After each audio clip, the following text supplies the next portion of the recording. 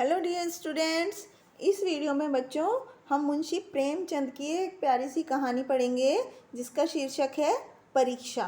तो बच्चों इस कहानी में एक परीक्षा है जो कि एक देवगढ़ के दीवान के नियुक्ति के लिए आयोजित की जाती है। अलग अलग जगह से लोगों को बुलाया जाता है और दीवान के पद के लिए वहाँ पर एक परीक्षा का आयोजन किया जाता है। तो अब हम यहाँ पर देखते हैं कि किस तरह से ये कहानी शुरू होती है।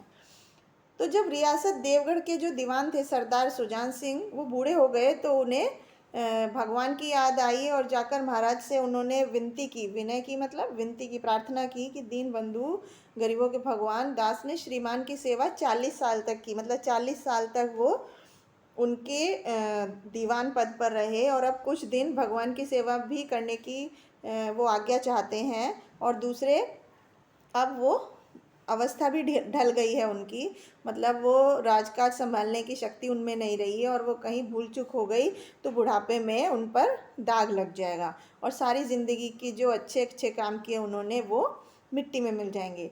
तो राजा साहब अपने अनुभवशील और नीति कुशल दीवान का बहुत सम्मान करते थे, आदर करते थे। उन्होंने बहुत समझाया लेकिन जब दीवान साहब नहीं माने तो हारकर उनकी प्रार्थना स्वीकार कर ली, पर लेकिन शर्त लगा दी कि रियासत के लिए नया दीवान उन्हीं को खोजना पड़ेगा। तो दूसरे दिन देश के प्रसिद्ध पत्रों में ये विज्ञापन निकाल दिया गया कि देवगढ़ के लिए एक सुयोग्य दीवान की आवश्यकता है और जो भी सज्जन अपने को इस काम के लिए योग्य समझते हैं वो वर्तमान दीवान सरदार सुजान सिंह की सेवा में उपस्थित हो जाएं। और ये जरूरी नहीं है कि वो ग्रेजुएट हो, लेकिन हष्टपुष्ट होना जरूरी है। 1 महीने तक उम्मीदवारों के रहन सहन, आचार विचार की देखभाल की जाएगी और जो महाशय इस परीक्षा में खरे उतरेंगे वही इस उच्च पद पर सुशोभित होंगे, मतलब उन्हीं को नियुक्त किया जाएगा नए दीवान के तौर पर। तो इस विज्ञापन ने सारे मुल्क में, मतलब सारे शहर में हलचल मचा दी और ऊंचा पद और किसी प्रकार की कैद नहीं, तो केवल ये नसीब का खेल है। नसीब मतलब भाग्य का खेल है। तो सैकड़ों आदमी अपना अपना भाग्य आजमाने के लिए चल पड़े और देवगढ़ में नए नए और रंग बिरंगे लोग दिखाई देने लगे। कोई पंजाब से, कोई मद्रास से, कोई नए फैशन का प्रेमी, कोई पुरानी सादगी पर मिटा हुआ। पंडितों और मौलवियों को भी अपने अपने भाग्य की परीक्षा करने का अवसर मिला। तो अब जो सरदार सुजन सिंह थे, इन महानुभावों के आदर सत्कार का उन्होंने बहुत अच्छा प्रबंध किया और प्रत्येक मनुष्य अपने जीवन को अपनी बुद्धि के अनुसार, अपनी समझ के अनुसार अच्छे रूप में दिखाने की कोशिश करता था। तो मिस्टर अ मतलब एक प्रसिद्ध महानुभाव थे, उनको अ ब स ऐसे नाम से उन्होंने बताया कि अलग अलग जगहों से जो लोग आए थे। तो मिस्टर क्या थे, वो 9 बजे तक सोते थे पर आजकल वो बगीचे में टहलते हुए उषा का दर्शन करते थे, मतलब सुबह होती थी उनकी। तो मिस्टर ब को हुक्का पीने की गंदी आदत थी, लेकिन आजकल बहुत रात गए वो किवाड़ बंद करके अंधेरे में सिगार पीते थे।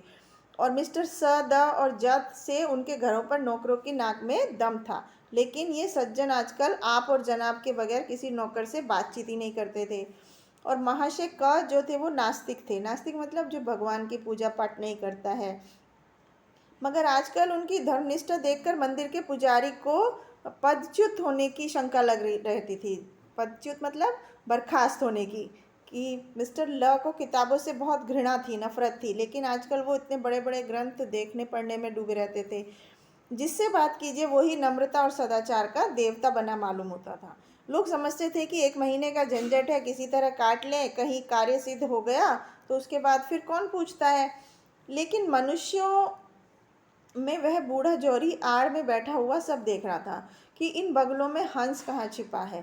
एक दिन फैशन वालों को सूझी कि आपस में हॉकी का खेल खेलें, तो ये प्रस्ताव हॉकी के मंझे हुए खिलाड़ियों ने पेश किया, और वो भी तो आखिर विद्या ही है, इसे क्यों छिपा कर रखें, हो सकता है कुछ हाथों की सफाई ही काम आ जाए।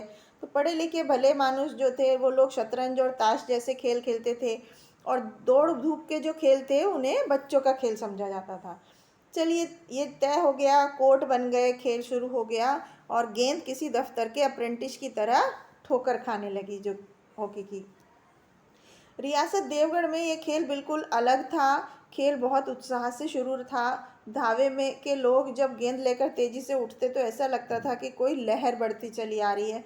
लेकिन दूसरी तरफ जो खिलाड़ी इस बढ़ती हुई लहर को इस तरह रोक लेते थे मानो वो लोहे की दीवार हो। तो शाम तक यही धूमधाम मची रही। लोग पसीने से तरबतर हो गए, खून की गर्मी आंखों और चेहरों से झलक रही थी। हाँफते हाँफते एकदम बेदम हो गए थे, मतलब उनकी सारी ताकत चली गई थी। लेकिन हार जीत का फैसला नहीं हो पाया था। अंधेरा हो गया था और इस मैदान से थोड़ी दूर हटकर एक नाला था और उस पर कोई पुल भी नहीं था।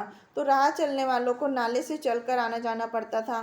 खेल अभी भी बंद ही हुआ था और खिलाड़ी लोग बैठे हुए सांस ले रहे थे कि किसान अनाज से भरी गाड़ी लिए हुए उस नाले में आया। वो अपने 2 बैलों के साथ जोर लगाकर गाड़ी को नाले से बाहर निकालने की कोशिश करता था। लेकिन कुछ तो नाले में कीचड़ था और कुछ उसकी चढ़ाई इतनी ऊंची थी कि गाड़ी फिर खिसक कर नीचे पहुंच जाती थी। बेचारा इधर उधर निराश होकर ताकता, मगर वहाँ कोई भी सहायक, कोई भी उसकी मदद करने के लिए नहीं आता था। तो गाड़ी को अकेले छोड़कर वह कहीं जा भी नहीं सकता था। बड़ी मुसीबत में फंसा हुआ था बेचारा। इसी बीच खिलाड़ी हाथों में डंडा लिए झूमते झामते उधर से निकले। किसान ने उनकी तरफ सहमी हुई आंखों से देखा, लेकिन किसी से मदद मांगने की उसकी हिम्मत नहीं हुई। खिलाड़ियों ने भी उसको देखा, मगर बंद आंखों से। उनमें सहानुभूति का नाम भी नहीं था। लेकिन उसी समूह में एक ऐसा मनुष्य भी था जिसके हृदय में दया थी और साहस था। आज हॉकी खेलते हुए उसके पैरों में चोट लग गई थी। लंगड़ाता हुआ वो धीरे धीरे चला आता था। अचानक से उसकी निगाह उस गाड़ी पर पड़ी और वो ठिठक गया। किसान को देखते ही सब बात पता चल गई। हॉकी स्टिक किनारे पर रख दी, कोट उतार डाला और किसान के पास आकर बोला, मैं तुम्हारी गाड़ी निकाल दूं? तो किसान ने देखा कि एक गठे हुए बदन का लंबा आदमी सामने खड़ा है। तो वो बोला, हुजूर मैं आपसे कैसे कहूँ? युवक ने कहा, मुझे मालूम होता है कि तुम यहाँ बहुत देर से फंसे हुए हो।